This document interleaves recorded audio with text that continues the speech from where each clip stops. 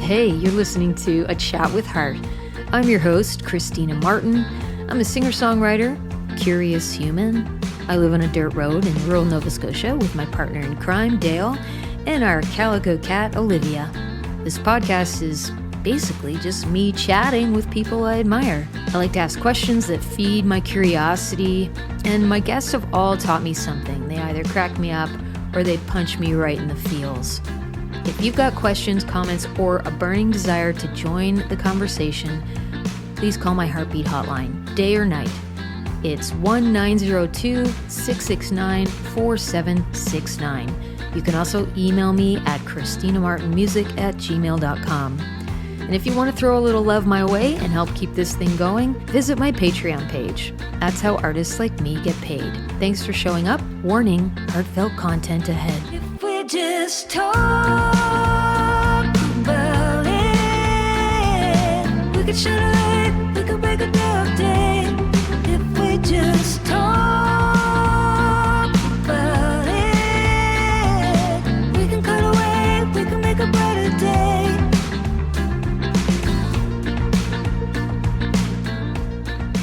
Hey friends, welcome back to A Chat with Heart. It's been a good couple weeks. No drama. I wish I had some drama to report for you, but I've worked really hard not to have any drama in my life, and I think it's really it's working. It is working. Funny thing, this morning I noticed something. I was just getting up, doing my morning routine, getting my decaf mocha made. So I wanted to check the weather. So what did I do? I reached for my phone, and an hour and a half later, something told me, hey, didn't you reach for your phone to look up the what? And I instinctively went to Instagram. Time was stolen from me for an hour and a half. I can't get that back. I could have done a lot of really cool things in an hour and a half. Could have got a head start on a book. I could have done the 4 things on my to-do list today that I was supposed to do in that hour and a half time. But anyway, I guess the point I'm trying to make is note to self. Check yourself before you allow social media to rob you of your day. Because ultimately, I feel way better when I get through my to-do list and have free time to putz around and just relax. And, stuff's kind of done for the day. So I also wanted to do this intro for my guest today. It's 8 p.m. now. I was planning on doing this at 8 a.m. So this is one of the things that got postponed. And then I end up staying up later, and I just get cranky. I don't know about y'all, but feel free to tell me. But if I don't get 7-8 hours sleep, I find it really fucks with my mental health. I get super depressed, cranky. I just can't. It's hard to get through a day. I know. I realize as I'm saying this, oh, poor me. I don't have kids. A lot of you out there listening, have lived with fatigue, ever since you had your kids, or, you're just busier than I am. But in any case, that's my moaning groan. Okay, but I did it. I made it. I'm catching up tonight on the things I was supposed to do this morning in the hour and a half that I lost because social media stole my life, an hour and a half of my life I can never get back. Welcome to A Chat with Heart. And things are going well here. Dale and I, we have been in our home studio with our friend and drummer extraordinaire, Jordi Comstock, working on 9 new songs this past week. And Dale is continuing to flesh those songs out. Fleshing out sounds gross. I still use it. So he's fleshing those songs out. Not ready for me yet to noodle around with overdubs and vocals, but it's pretty exciting. Right now they're just demos, but who knows? Maybe they'll turn into singles or an album. But what I do know is if you are with me on my Patreon, you're going to get to hear whatever it is we come up with. And anyway, it was great to have Jordi in the studio. He is so creative, patient, and one of those rare patient with me. And he's patient. I think I don't know, maybe he is patient with me. I don't know if he's patient in general. Other people could speak to that. But he is one of those incredible humans who makes the process of making music feel fun, really enjoyable. Let's see what else. This last weekend I did a gig in Halifax. Thanks, Steph Purcell. The gig was it was a fundraiser for Grocery Foundation Atlantic. They raise money that goes to places that support kids' mental and nutritional health. And it was so well organized, well executed. And I love those kinds of shows. They're, when you go into a venue and it's everything's on time, folks are kind to everybody, the artists are treated with respect, and it's for a great cause. And bonus, you're usually tucked away in bed by a reasonable hour. So yeah, it was great. We got to dress up. I got to share the stage with Mackenzie Critch from Newfoundland, an emerging artist with a very powerful voice and messages, very smart. 20 years old. I was blown away. And of course, Jen Grant, just mesmerizing. And Jody Guthrow, who I had not ever met before. And it was such a joy to meet her and perform with her and hear her beautiful song, which is still stuck in my head. Our apple trees in our backyard here in Port Howe are just bursting. We've been cleaning up the big, beautiful fall mess on our property, and since the burn ban's been lifted most nights, we've been having little fires again, and the air outside, it's cooled down. It's just that perfect cozy time of year. I love it. Now, I've been thinking a lot about how to feel less depressed this time of year. The darker days can be rough for people. And I heard this thing that Jane Fonda said recently, probably on Instagram while it was stealing my life. But it stuck with me. By the way, I just did another Jane Fonda workout video from I think it was from the 90s. It was great because people were wearing cut-off jean shorts, and she was in this neck to toe, black lace leotard. It was super hot and hard workouts. Jane Fonda, really good, but not for the weak, not if you're a beginner. Anyway.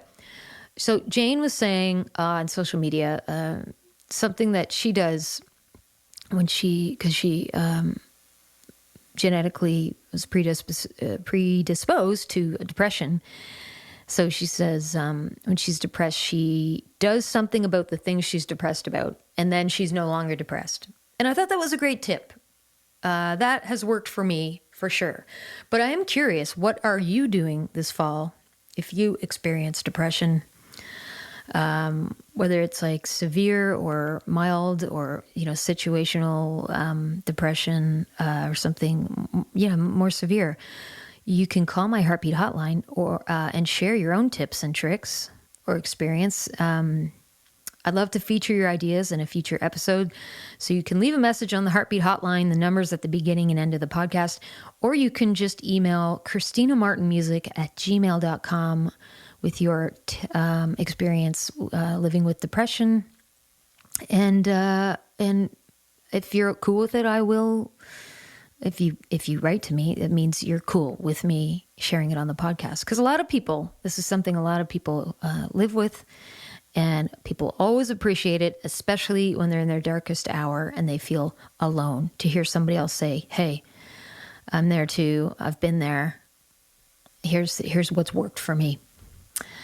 All right. My guest today is someone I've worked with for years. I absolutely love. I've already mentioned him. It's Jordi Comstock. Jordi was born in Lunenburg, Nova Scotia, is the son of a drummer, and the grandson of a swing band leader. I did not fact check that, so I hope it's true. So rhythm's been in his blood since day one. I might have stole this from his bio online, but I'll keep going. So Jordi started his first band, Mad Hat, when he was 10 years old, playing bars and festivals by age 11. I think I gave up my baby blanket when I was 11. Anyway, he's toured all over Canada, recorded with what feels like half of the East Coast music scene. And he's played with everyone from Rose Cousins to Rhea May, Tim Baker, and lucky for me.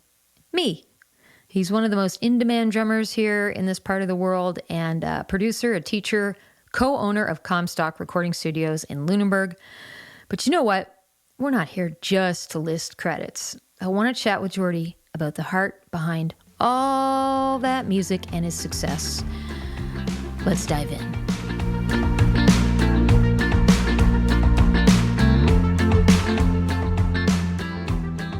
Hey, dudes! We just got back from the skate park in Oxford. I don't know your history with skateboarding. So what's up with that? That was actually around the same time I got really into music. Got into skateboarding. That's been a thing been tied to for again. I was 9 years old. And that was our social circle, was the Blue. That's the thing, even to get into music, the Blue Building is not something you would have heard about outside of our area. But the Blue Building was the hub place where it was Phil Swicker and the guys that we grew up doing summer rock camp with. Joel Plaskett? And then I was in the band. Joel lived in Lunenburg. And that was Max Turton and these older guys that skateboarded had a ramp at the Abco lot.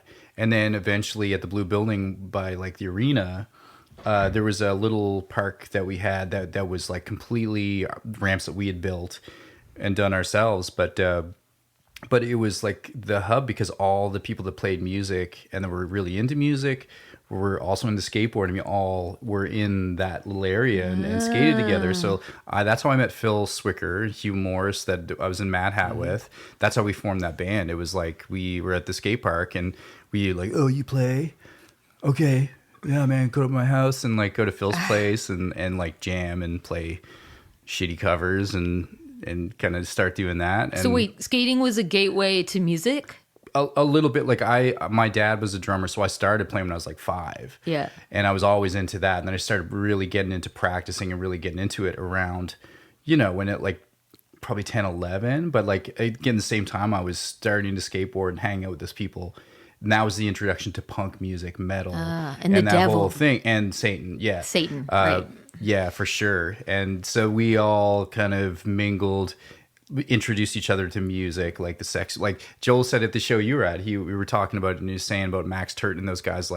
It was, I was man, you remember Max Turton from back then? Because we were so young and there was a big age gap. But Max was that older group. They brought in cassette tapes and ghetto blasters and plugged it in. You couldn't avoid it. It wasn't let's listen to something. It was you're listening to Sex Pistols and the Misfits and Metallica. Oh, cool. And you get used to it. Yeah. But it was amazing. It was an amazing introduction for a bunch of 9-year-olds to be what is this? Yeah. I got something to say. I'm not going to quote Misfit lyrics, but at the time it was what is this? This is insane. And, but yeah, so that was the thing. And we ended up, the other guys that were really into music, we ended up getting together with and jamming and starting bands and putting on our own shows. And so that was tied into the whole thing. And we're playing, getting booming airplanes and people that come down and do the all ages shows and do the shows we put down, in our area that were rental halls and things. That was that DIY. all stemmed from that. Yeah, it was DIY. big time. Yeah. So I just want to back it up a bit and say, welcome to a Chat with Heart podcast. You're a little Heartbeat listener occasionally, aren't you? Yes, definitely. Do you have a favorite episode? Favorite one. Actually, the Tom Bedell one I listened to last night was interesting. And the part of it that was really cool, two things.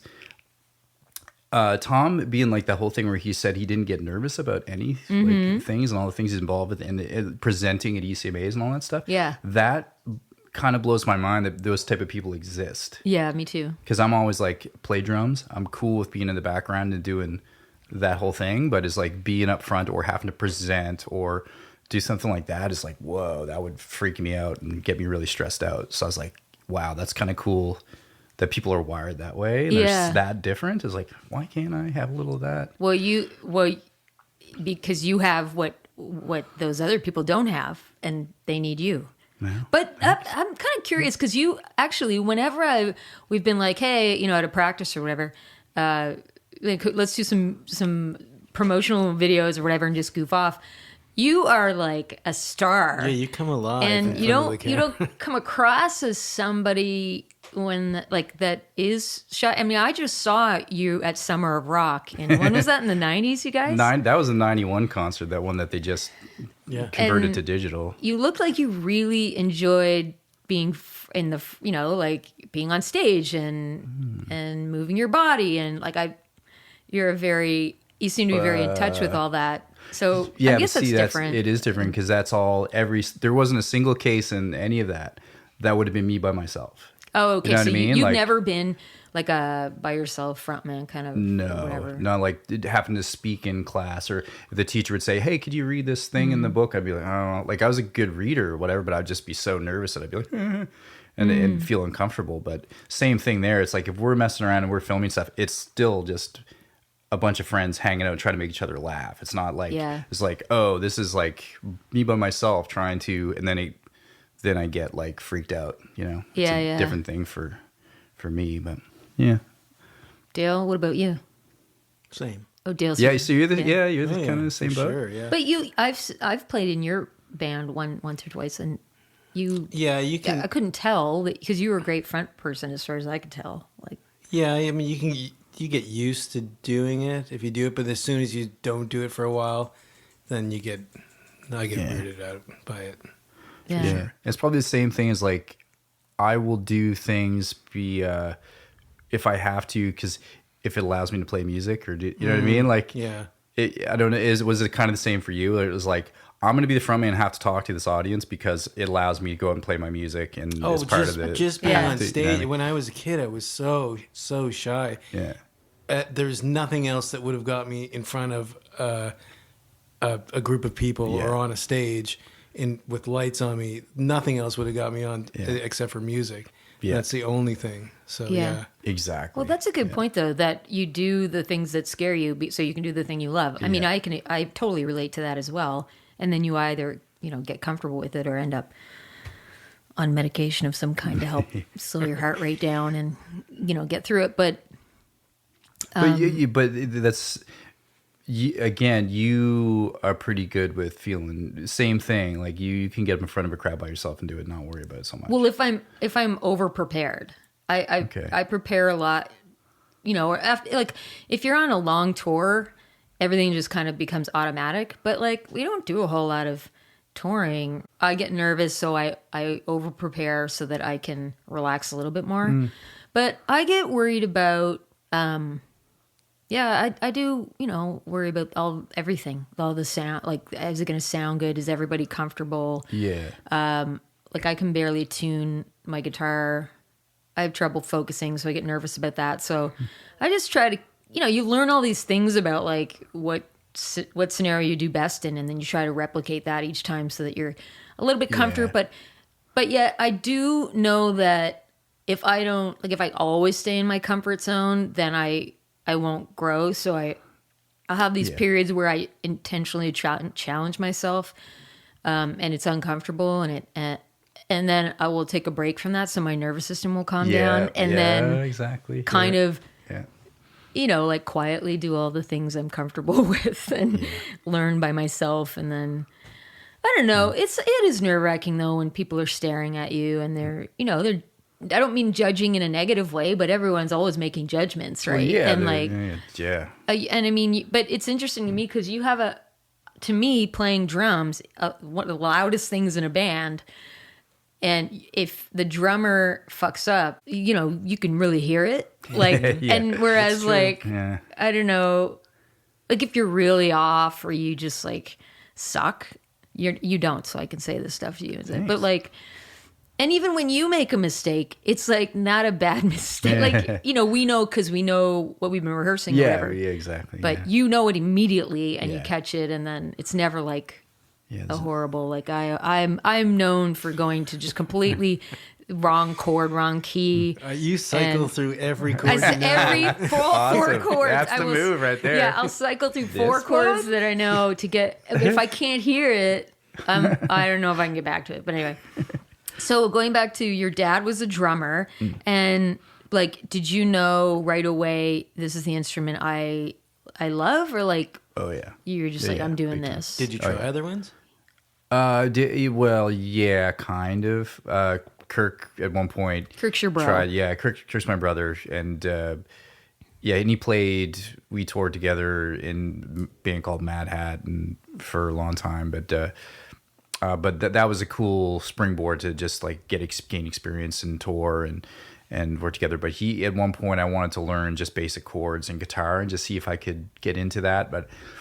And that was cool just for being able to write a little bit. But even then I'd use a keyboard if I was writing stuff. And I took piano lessons, but I mean, I did the standard, the series books that everybody does, the conservatory, program, but didn't really enjoy it. It felt like every time I was doing something else, I was like, I could be putting this time into the thing I really love and I want to get really good at. And I felt like if I really put all my energy in this one thing and really did it well, is going to be better for me than spreading myself out. But that's, some people are the opposite. Like they just want to be able to figure everything out. And no, but I was always like, I want to be a specialist. I want to like attack this thing and just do it to the max. And that's like, Yeah, I admire that. And I admire this focus on one thing and you've really excelled in it. And not only do you teach it, but it's like,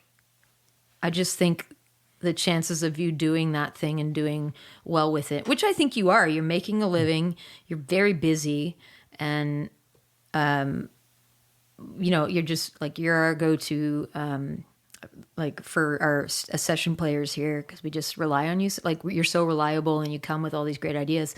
And that is because you're doing it all the time, and anyway, I admire it, but I think a lot of people, I think there's also a lot of like, oh, I have to have a plan, A, B, C, D. I've gone through that myself. Yeah. Like I need a backup plan, and you end up sometimes falling back on that, and that's the thing. I'm a musicology buff. I'm also like, I search out interviews for all my favorite players and different people. And one of the like so many times that I've heard, like the people I've admired, like Kenny Aronoff is one of my favorite session drummers and does all the different stuff.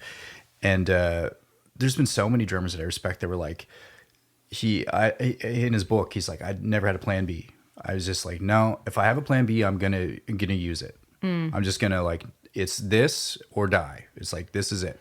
Do whatever it takes. That's it. And that's the thing. And that's always kind of been I've approached things that way. But again, this is stuff that I read afterwards, and I always felt like a bit of an alien. I was like, always like, I really love this thing and I want to do it all the time. And what does it take that I can just do this and just spend my time doing this because I love it so much. And that was the approach I took. And again, a lot of people coming up didn't agree with me and would give me shit, and it was a struggle for sure. But then later in life, when I'd read these biographies, I'd be like, oh man, okay, well, these people I admire like have this similar mindset, and I'm not an alien. It's not like a weird, freaky thing. But even like, I still run into people all the time that just, when I have conversations with them, they're just like, I don't get it. Like, how do you can't do that? And I had people in school and like people, again, in positions of power that's supposed to be in developmental positions to help kids, where like would tell me like, no, you can't do that. That doesn't exist. I distinctly remember one thing where it was like in school, like, okay, well, what are you going to do for a living? And what are you going to go into for vocation and course of study? And I said, well, I'm going to do music. And at the time we were like, I was just got back from a tour across Canada, and we were doing it. We were selling merchandise. We were on No Records with Wayne Mason running it. Oh, yeah. We were staying at, like, the guys from Len would put us up in their apartment in Toronto. And Hayden was, like, opened the bill, and we were in the middle. And I was like, this is amazing. And I came back to do exams and then talk to people. And they were like, okay, well, what are you going to do? And I said, well, I'm going to play music. I'm just keep doing this. Like, it's, we are doing it. Yeah. You know what I mean? And then the Doughboys like had us open up for their tours, and I was like, this is fun. I just want to keep doing this. But I remember them saying that even with that, and we used to promote in the schools and stuff. I thought it was pretty well known. We made an effort to try to promote and whatever, but it was like this thing where I remember them telling me like, no, you can't do that. And I was like, but I am now. And like, well, yeah, but that could change, and you're not gonna have longevity. You need a backup plan, and you don't go to school for music. Like, go for something else. And I'm like, we just got offered this deal that I'm basically making the choice: do I go to music school or I do stay on the road because we got this great opportunity? And I was kind of like, I'm gonna take the opportunity because I know so many people that go to Berkeley and go for a term, a semester, and then they're out because they hook up with the band because they want to go on the road and do it. So I was like, we got this opportunity. I'm like, I'm going to do this. Yeah. And they were telling me, no, that doesn't exist, and have a backup plan. Go to school for accounting or like take over your parents' business. And I'm like, well, I think those okay. people are like, they really just don't know because they haven't seen it themselves. yeah, Or that's they, the thing. I can't get mad. It's like, yeah, well, you could hit someone, but they're like, they went through it and they were not successful for whatever reason. Cause it is a tough go for a lot of musicians, and especially now, but I mean, no, I wanted to capture him just drinking the chicory. stuff is delicious. Chat with Heart, sponsored by Chicory Boo. Chicory Boo. Is that what it's called? Chicory Boo? Oh, that's what I just called it. Nice. I could just Could be a brand. repackage this. I bought like 10 jars of this yummy chicory coffee stuff. I digress. But, I was going to ask you because, like, I mean, I know how it is. Like, a lot of it, unless you do have, like, record labels can come and go and Yeah. bands can break up and all that. But in terms of you and how you've made it work, like, you must have, what was it that, so you teach and you're a session player, you're a live player, like you, Everything. within Yeah, what you diversity. do, you have, Exactly. It's that's the thing. The key to survival, especially in this era, I feel, is it used to be, you guys know, like back when we were coming up, it was always like, you're in a band or you're with an artist and you go for the record deal, and that's the only way path of success. And now it's like completely different landscape, and it's just, well, there's so many different ways to make a living in it, but it really requires being involved in all of them, because one thing could take off and be really successful at any point, but doing them all and just keeping it going is just like keeps it that you're continuously doing things and making money and doing it. But you're really organized. Like, I do think to make it work, it does help to have a certain kind of personality type. Like, what are the things about yourself that you think, like your personality and like maybe your upbringing or your work ethic, that kind of keep you in this and keep, like, I know why I keep calling you.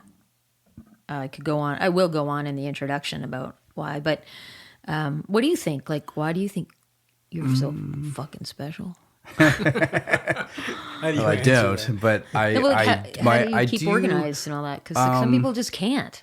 They don't. Yeah. They're flaky. They don't. Yeah. You send them emails. They don't fucking read them or remember them. I don't know. that's the thing. My parents, they ran a business, and my mother was very organized and took care of the clerical things a lot of the time, and ran things and was very organized, hardworking, and my dad, same thing, hardworking, and just they did that really well. So seeing them do that and how they operated, it was like, yeah, you kind of need to, that's just the example of how you run any business, and music is no different. You can't just like throw stuff up in the air and hope that it lands the right place. It's like, no, you have to, again, when we're starting to do shows, you learn how does the infrastructure work? We have to book shows for ourselves. We have to try to make merch. We have to do publicity and all the things that are involved with it. And like at a very young age, you're like, it's work, it's a job. And a lot of people don't get that. They thought we were just messing around and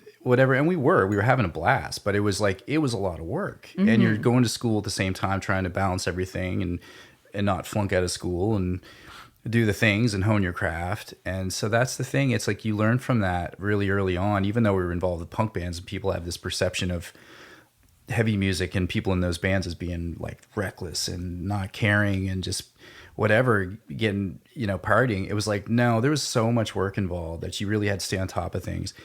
We like, it was back in the days when you had to have a map to go on tour, paper map. Yeah, I remember that. Yeah, and you had to call the clubs, and you had a paper calendar and mark it all off, check the boxes, and booking your own tour was like brutal. But like my brother and I, we handled most of that stuff at a very young age, so it was like if you didn't do it, nothing was going to happen. Mm-hmm. So you just learn like, okay, if I want this to work and I want to be able to play these shows, I've got to do X, Y, and Z. And there was no sidestepping it. So that was it. But tell me about the business. Is it your mom and your dad ran it together? Yeah. Is it Social Optical in Lunenburg? Is your dad an ophthalmologist or an optician? Yeah, and my uncle. What are the other ops? Ophthalmologist. Ophthalmologist. And cropomologist. No. That'd be someone that optometrist. I was trying to picture what that would. Ophthalmologist. Those are the two. Optometrist, optician, ophthalmologist. What is an optician? What can they do? Optician is the person that makes the glasses and gets the lenses, puts them in the frames and fits them and sells them.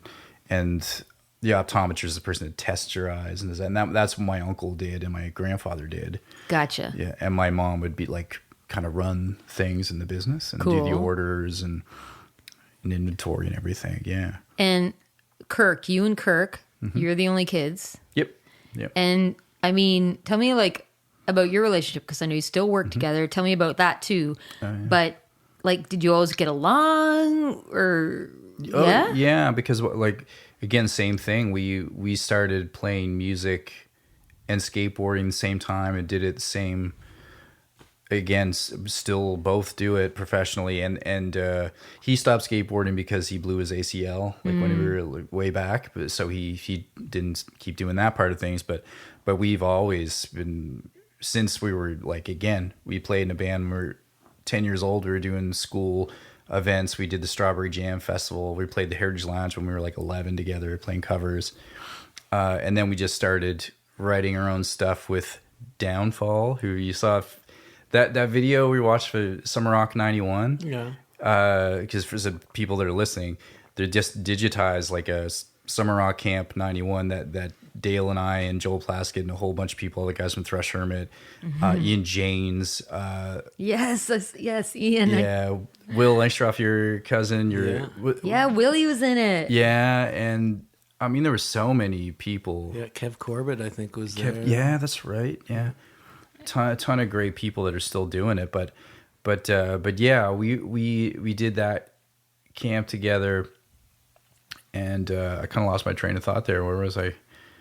That was the Downfall thing. I was like, I noticed because I forgot about, because I always think about Mad Hat and that's where things started. Yeah. But I saw Phil Swicker that we played in Mad Hat with and played for a long time with. He had a Downfall shirt on when he did his crazy solo in that video. That's like. How old was he? He was like 15 or something. He's younger than me. He's 14, 15. Man, and the solo he plays in that, I was like, I hadn't seen that in years. I was like, damn, like he was so good. He was good. I was really impressed. It made me almost want to quit music. I was like, how are these kids like so good? And I mean, you could see who. Some of them actually, I don't think kept doing music, like that girl Amy. Oh, she did actually. Did she? Okay, because she's really good. The singer, that wasn't it? Amy, is it Solovich? I'm not sure. Yeah, I just looked her up. She's in Dawson doing music. And one of the other drummers that was at that camp is now with like Matt Dusk, and he's like living in Toronto and doing it hard. Oh, like, really? It's like there's so many people from that year and all through the Summer Rocks that were like that. But it was weird because Again, the Downfall thing was the start, but we were doing that as Downfall is when we started writing, because I remember we had a cassette tape that we made that when we first wrote our own songs, and there was like a one called The Beginning of the End that was like a bunch of my punk friends and metal friends were like, they still yelled at me when I go play something, like, play The Beginning of the End. It's like, oh my God. That's awesome. But yeah, that was kind of the start of it that early.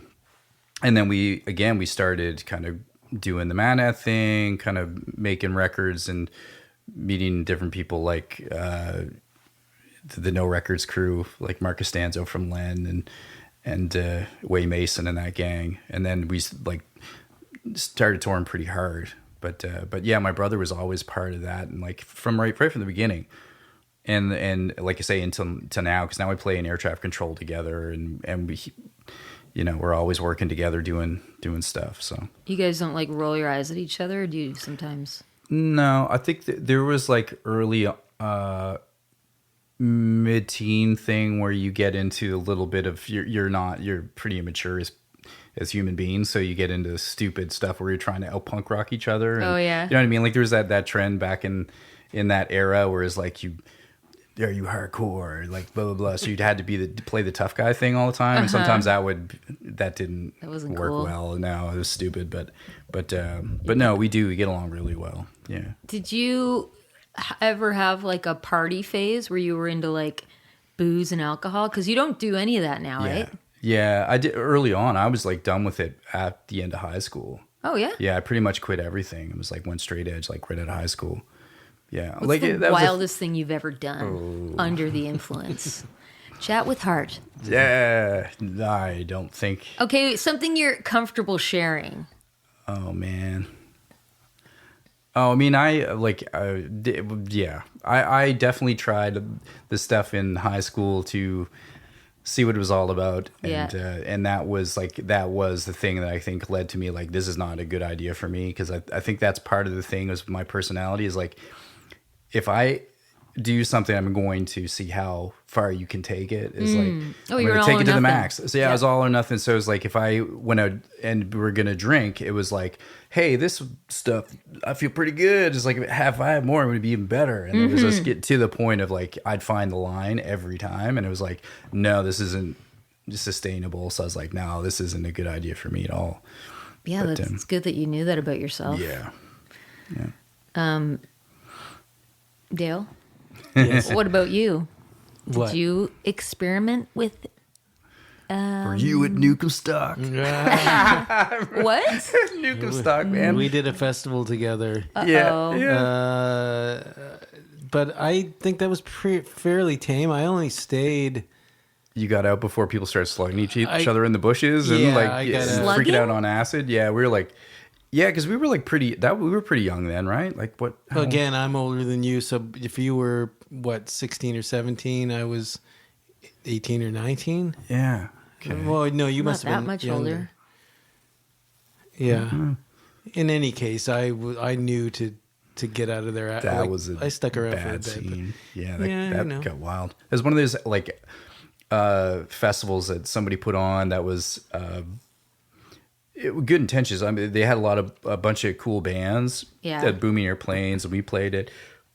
And it was like Essen or like It wasn't Booming Airplanes. It was Nebraska. It was That my- Nebraska, yeah, was it? Yeah, that's before- right. It was Okay. before Booming Airplanes. Yeah.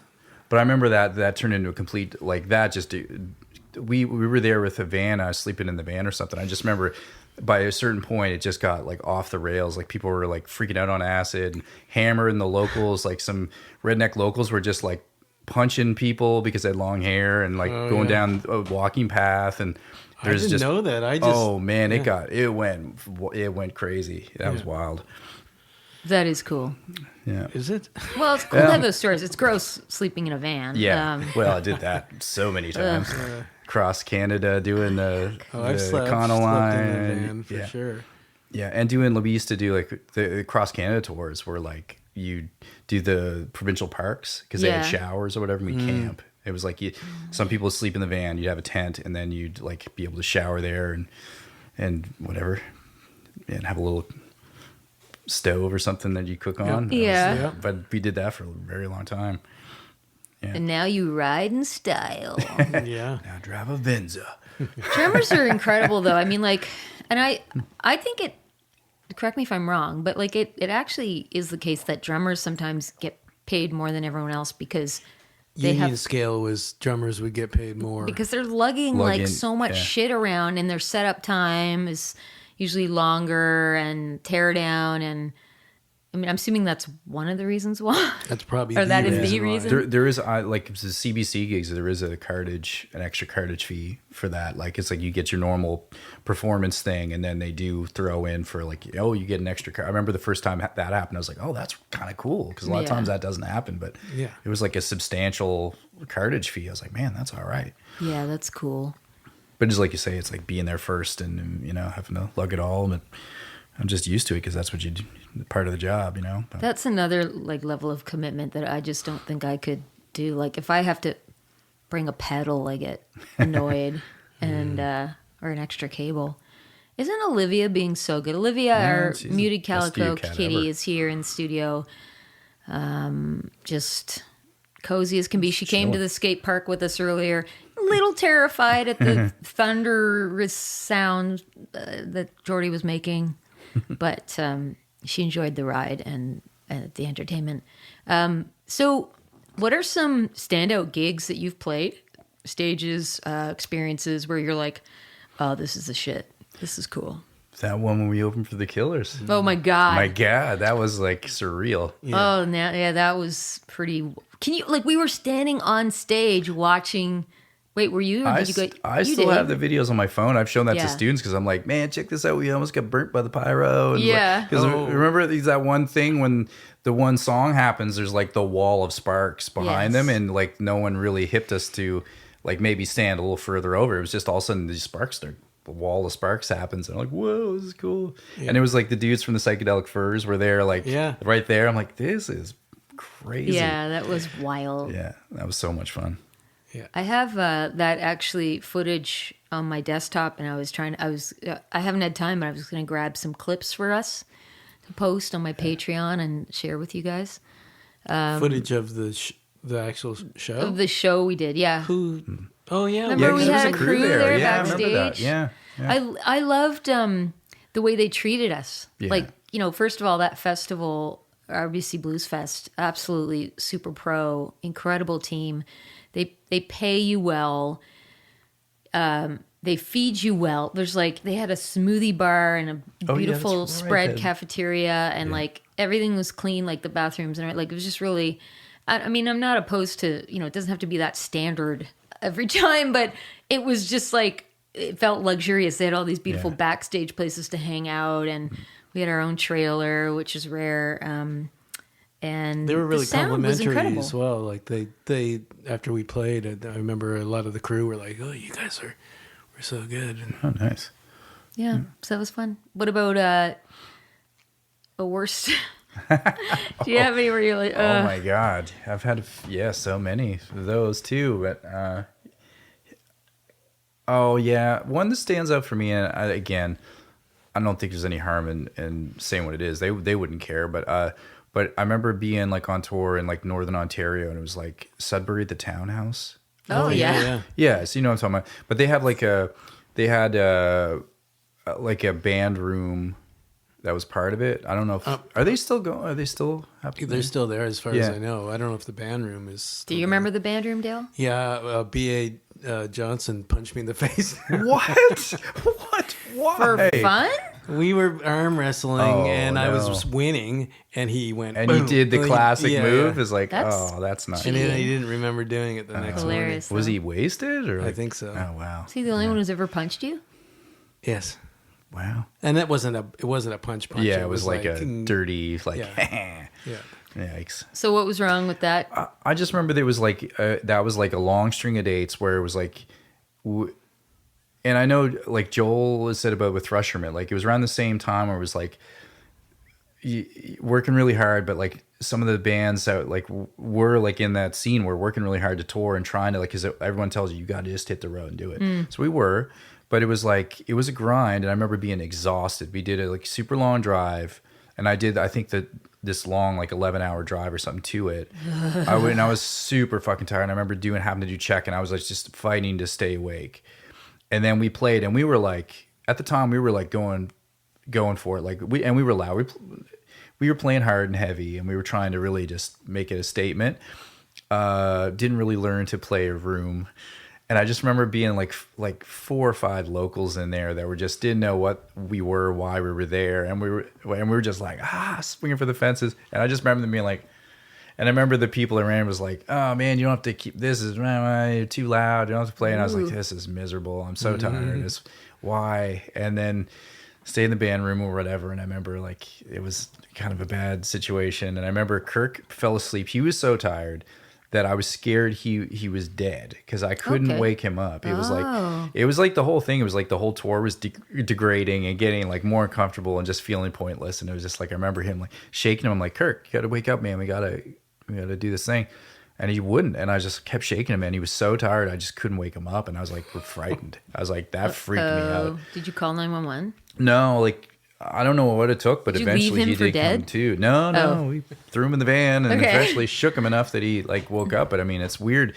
Usually, like I'm a light sleeper. If you tap me, you go, yeah. It's like, oh yeah. What do you want? And this was like Kirk, and you're like just floppy and like moving him. He's like, oh, and then I was like slapping him in the face and like nothing. I'm like, oh man, this is weird. Both shoulders like.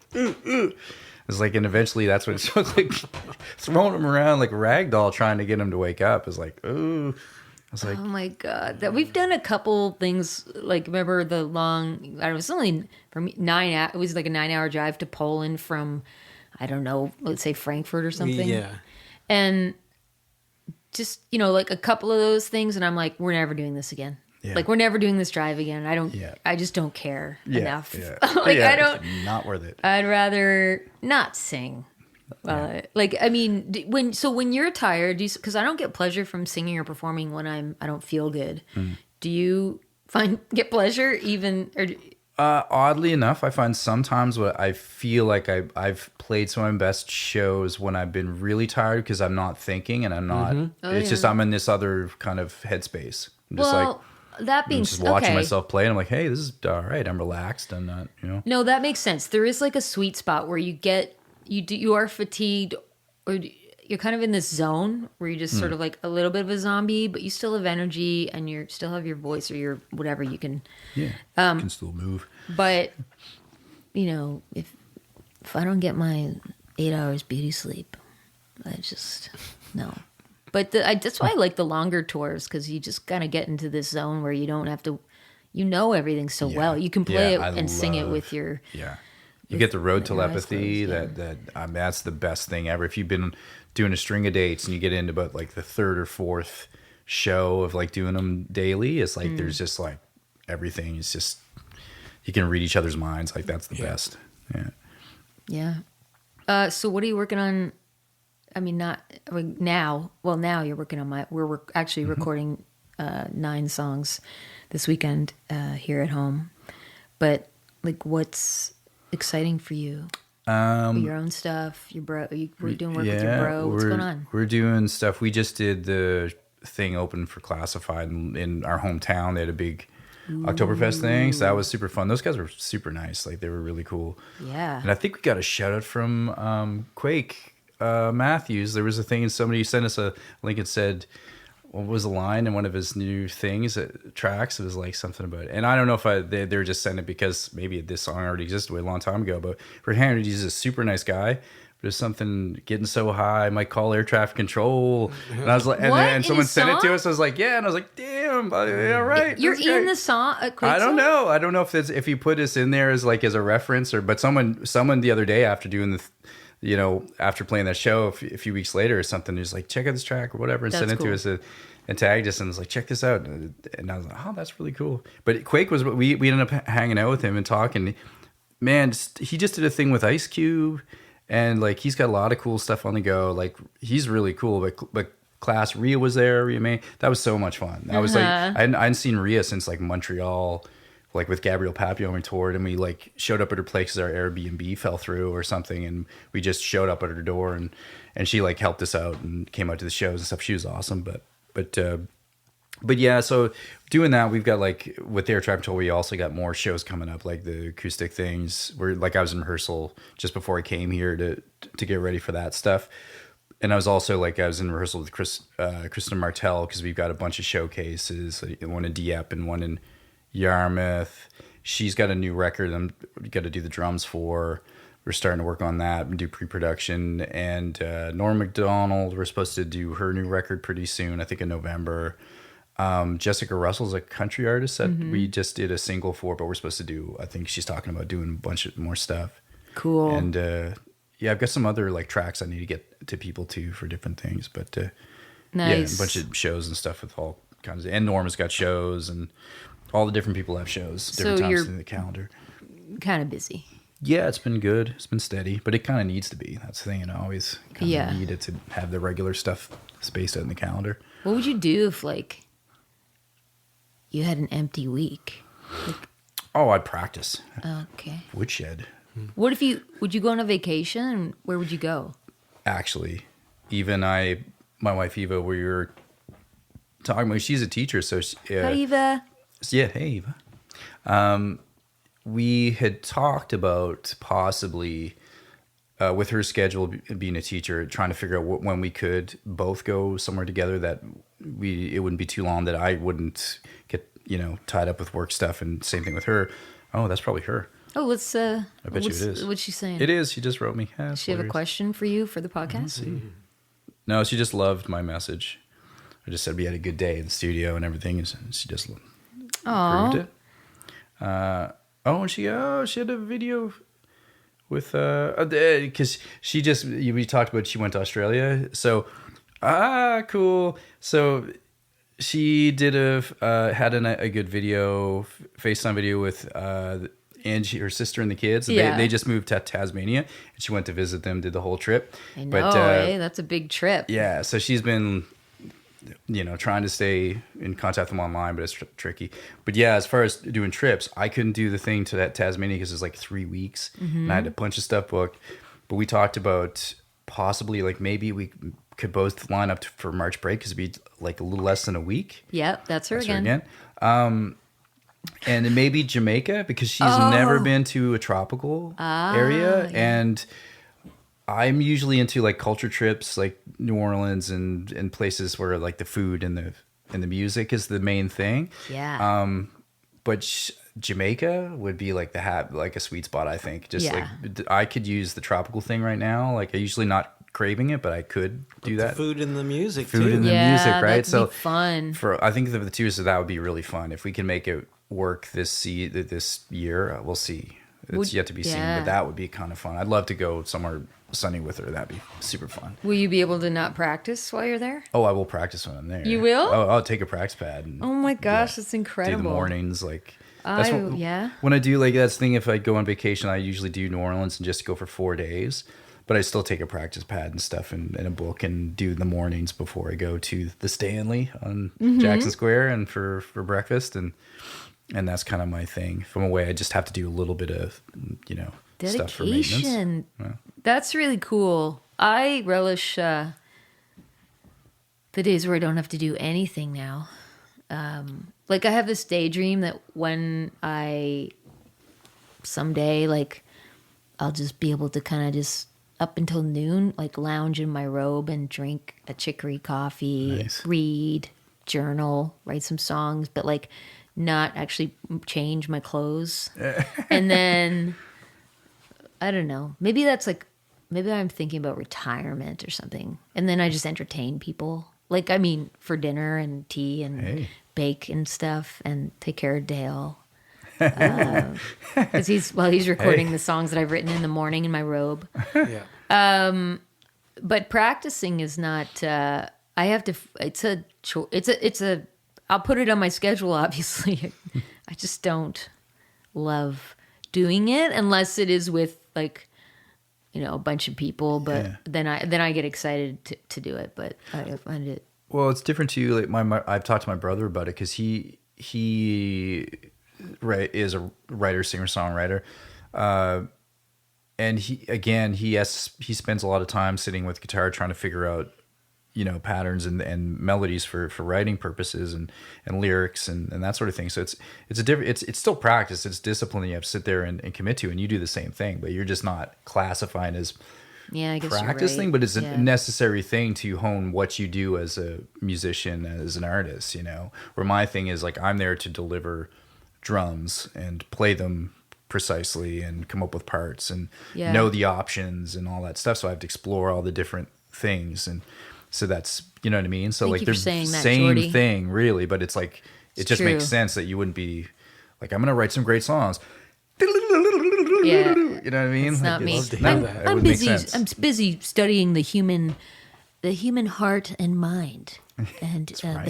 human behavior. It's Hey, hard you to go said through- you've written more songs this year than, well, like in the past 20 years. Yes, that's true Damn. because I actually had to work really, really hard to change some behavior patterns and like really make it a priority, which you would think wouldn't be so hard, something you really love to do. But I love like getting things done. So anything that's distracting that I can get done, whether it's like a domestic chore or like bookkeeping, like those are dopamine drops for my brain. And Yep. I could do that all fucking day and week and month. And I've done that. And, or coming up with a new dream or scheme, not scheme, but you know what I mean? I'm dreaming and scheming. And then next thing you know, a year goes by and you haven't written a song, and then I feel sad. And so I was like, enough is enough. This is a pattern you now are able to track for the last 20 years. You have journal proof.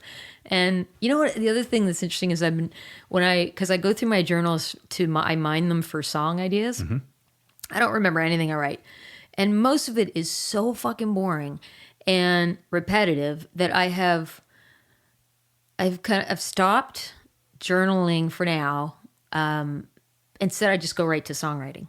Oh, wow. Like I just skip all the Just write boring down. shit because it was all the same for the last 20 years. It was all like nothing super useful, boring shit, and I end up burning the pages because some of them are also really embarrassing. Oh, wow. I'm also extremely like I have very content with like my life. I don't have much to complain about. Do you know? So I used to journal to kind of work through shit. Yeah, oh, totally. And so yeah, I guess now I'm at that point where I'm trying to get more. Just jump right, get up and just go write a song. But put it in your calendar is another easy little, I guess, tidbit there. Just put it on your calendar, make a co-writing date, and just then you can't get out of it. Well, I guess you could, but. Well, that's the thing. I like that you kind of schedule in and this is the designated time to do this, and that's the thing about like in Nashville, the stable writers and some of the people they just sit down, they're going to write every day, and they're just going to do it. And you may not get something, but... but it's like again, if you spend that much time doing something, throwing at the walls, some stuff's going to stick, and I like that. I like that idea. Well, I mean, we booked this weekend with you. We did not finish. These songs were not done. Some of them are still. I'm working on lyrics but we went to Austin in June, and every morning we made a commitment to work on at least one song a day. And then we had all these, pieces, and I was like, okay, so we did that thing that I actually don't like to do, but we did it where we book the sessions before the songs are done. No way. Oh, and that's then cool. Okay. it worked. Then we had to get, I was emailing you slam together, the last couple of weeks. Okay, Jordi. Yeah, I'm like, I was like, that's not like you. It's usually like I have these very specific things, and this is like, and I was like, they're kind of rough, man. And I was like, what? They're really rough. It's not. Well, you say that though, but I heard them as like they're very well fleshed out and they're good. They're great songs. It was like to me, it was like, I mean, yeah, like you can tell you just threw them down. Sat in front of a mic with a guitar and just weren't concerned with getting it, the performance Nothing. perfect. It was just getting it down. Nothing. But the songs were like well crafted and like well sussed out. Like, well, so that's like, yeah, that is a big part of like that work is done, and then you got to get to the polishing and the phrasing and the singing, and you eventually got to care about that. Or I like to care about that stuff. But it's here we are. We're now doing 9 songs this weekend with you, and Dale will have lots to work on. I will have lots to do too over the next while. But if we hadn't have booked that session, like I could have procrastinated until I was ready and everything was perfect. But I'm trying to break that. I like that move. That is cool. And so, I mean, setting a deadline, man. Sometimes that's a thing. Sometimes it's a thing. Yeah. I mean, totally. And it's a better deadline than like a deadline for grant writing. It's more, I can that's a little stressful and annoying. Well, at but the end of a grant, what do you have? A grant. Yeah, you get a grant At to the end of have- a yeah. recording session, you have like songs or an album. Yeah. you do, then that could last That's better. beyond your death. It's the only thing. The only thing we have going for us, guys, is that after we die, the music will live on. Yeah. Arguably, And haunt people. with their will anybody listen sounds. to it? Don't know, but it was. I believe it was important to do it. You know that we're exercising our freedom of speech and expression like that. If that alone is a good Yeah. fact to just do what we love, even though it can get hard sometimes and scary. Like, were you freaked out when oh my God, you're so busy. You must have been freaking out when the pandemic hit at first, but then weren't you busier than ever? Yeah, it got really weird because again, everyone started getting that they had more time. Because this thing in the industry, like a lot of people do work several jobs or like whatever, and play music and write and doing several things. So when everything shut down, it seemed like everyone's like, well, I can sit here and I can actually just focus on. I can't go to work, so I'm gonna like the music thing can come to the forefront. I can work on that. So I got a lot of people just like, I've got this batch of songs. Can you lay drums on them? Do you have a home setup? Yes, I do. Okay, cool. And then it was like, okay, off to the races. And that kept happening over and over again. It was like became, which is neat because that way of doing things started again.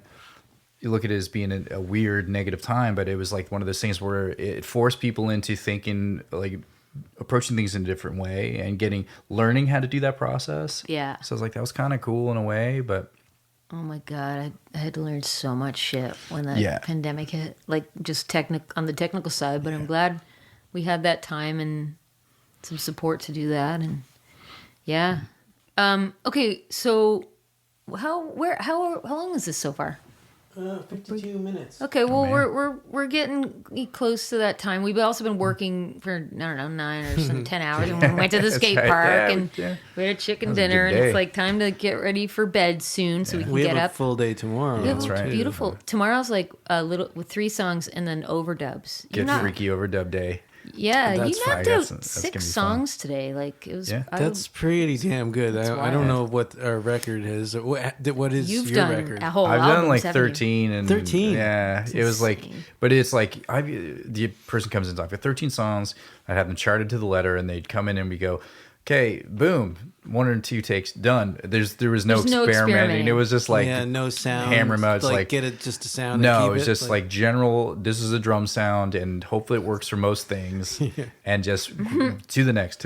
I guess I could work for an album if you want like a common thread and a vibe Yeah. over the whole thing. Yeah. But I don't like that. I like I time. like the way today was fun because again, that's the thing. It's funny because it's 6 songs. Sounds like, oh man, it's crazy, but we actually spent quite a bit of time experimenting. Even with that many songs, we were still like trying different things. Yeah, more trying different sound-wise. sound things. Yeah, 'cause a lot of the parts stuck in when everything gelled really well and felt good out of the gate. So it was like, but what about this snare tone or this dampening or like what's the room sound approach? And and that was really fun. I love having the time to do that, to really give the song character through the sound. Mm-hmm.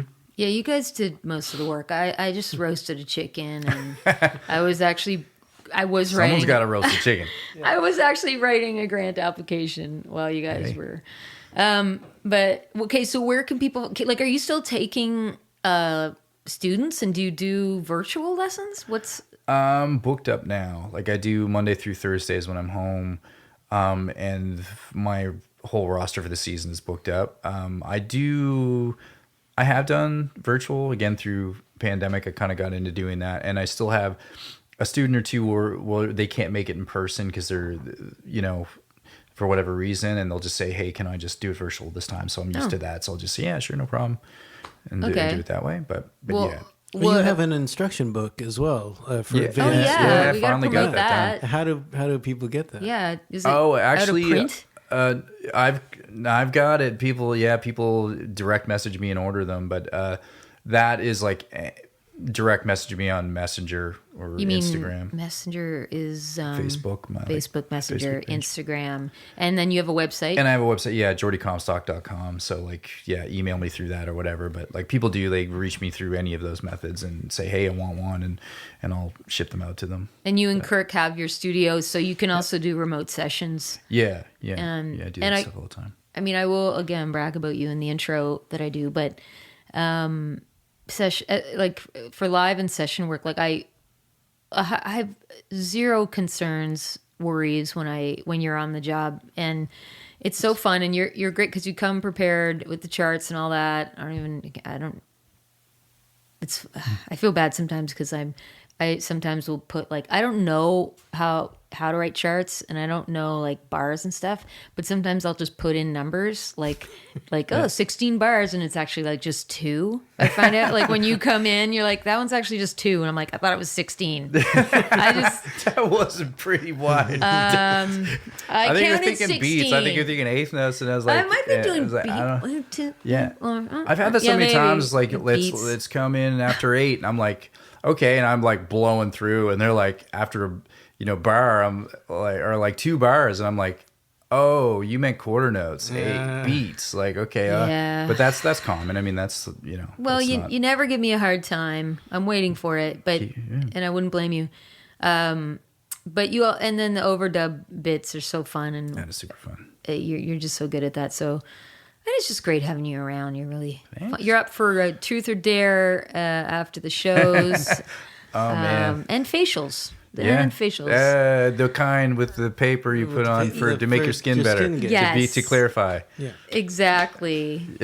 This is so fun. I'm glad you did this with us, and I'm glad you taught us how to skateboard today. And Yeah, thank you you guys so did much great. for like hanging out with us. Hey, it's my pleasure. What do you have any parting words you'd like to share with the world? Like tips for the kids? Stay off the hard drugs. Stay off the What? crack cocaine and Yeah. be kind to each other. Oh, those are No plan. Love B. each other. No plan B. No plan B. Exactly. It's love. I don't want to say goodbye to you. Oh, I don't want to say goodbye to you. Welcome to the Heartbeat Hotline, 1-902-669-4769. I'm the host of A Chat with Heart podcast, Christina Martin, and I'm so excited you called. Leave me your question, a suggestion for the podcast, or a comment about this episode. Please be aware your message may be used on the podcast and social media. Tell me your name, where you're calling from, and it's also fine if you want to remain anonymous. Thanks for listening. Have a great fucking day. Hey, thanks for listening to A Chat with Heart, produced by me, Christina Martin. Co-produced and engineered by my partner in life and sound, Dale Murray. Dale's not just a wizard with knobs, he's also a killer singer-songwriter, session musician, and music producer. Go snoop around his world at dalemurray.ca. The podcast theme song, Talk About It, and I Don't Want to Say Goodbye to You were written by me and recorded by Dale. Want to support what we do?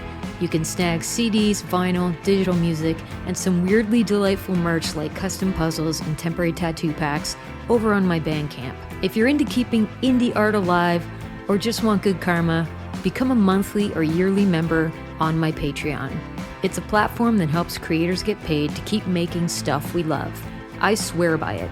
Sign up, free or paid, at patreon.com/Christina Martin. If this podcast made you laugh, cry, think, or rage text your best friend, do me a solid, share it, rate it, review it, and hit that follow or subscribe button wherever you get your podcasts. And to all my little heartbeat listeners, stay weird, stay tender, and I'll catch you next time.